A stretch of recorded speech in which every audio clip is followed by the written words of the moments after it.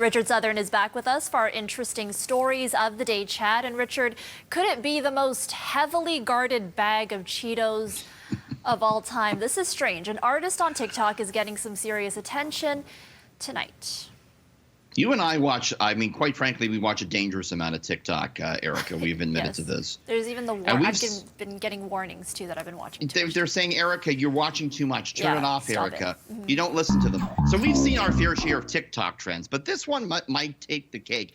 A TikTok artist has buried now a bag of flaming hot Cheetos in a 3,000-pound concrete sarcophagus. The snack-sized bag of Cheetos, Erica, was preserved in a block of resin. That block was then suspended by cables inside this empty sarcophagus that he went to great lengths to build. There's the bag right there. And this was in an undisclosed location in the Pacific Northwest.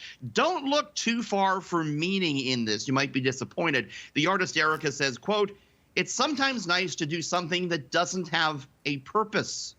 He didn't really have a reason behind it. But can you imagine future humans uncovering some flaming hot Cheetos? And what would they think, Erica? They're going to think this is a precious bag of Cheetos. This is special for some reason. We must analyze this. There must be a reason why it was buried like this, right? It'll be godlike almost. Right. They'll put it on a pedestal. Okay. Meanwhile, Switzerland is claiming a new world record.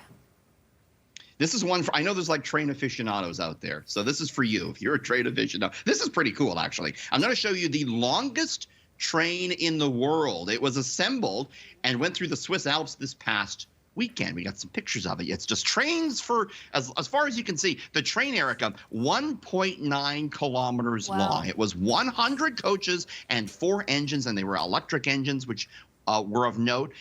This train went through a UNESCO World Heritage track that leads through 22 tunnels through the Swiss Alps, and the record was intended to highlight some of Switzerland's engineering achievements. Incredible. Pretty big, I guess, right? I mean, that's pretty neat. You like trains, Erica? I'm not a train aficionado, but I appreciate that, and I appreciate the scenery. Good. You don't have a basement full of miniature trains or anything like that? Not me. No, not okay, me. Good. Finally, I was worried about you there for a minute. South of the border, midterm election results are in, and when it comes to the issue of slavery, it appears not all states are on the same page, Richard. Yeah, this is not great. And we're not, what we're talking about here when we talk about slavery, we're talking about the push to curtail prison labor. This is a big thing in the United States, right? It's a multi-billion-dollar practice, prison labor. Workers, the inmates, only make pennies, but if they refuse to work, they're denied privileges like phone calls and visits with family and all that. So there was on the ballot in several states to get rid of this. And it's still too close to call. In Alabama, Tennessee, and Vermont, the yes is leading, though, in those areas. In Louisiana, a former slave-holding state, voters rejected a ballot question known as Amendment 7 that asked whether they supported a constitutional amendment to prohibit the use of involuntary servitude. Right. I love American people, but you look at some of the politics, Eric, and you just have to got to scratch your head sometimes. Right, it's a significant issue, and a lot of people have been pushing to end this for a while. So interesting how that turned out. Okay, thanks, Richard. We'll see you tomorrow. See you tomorrow.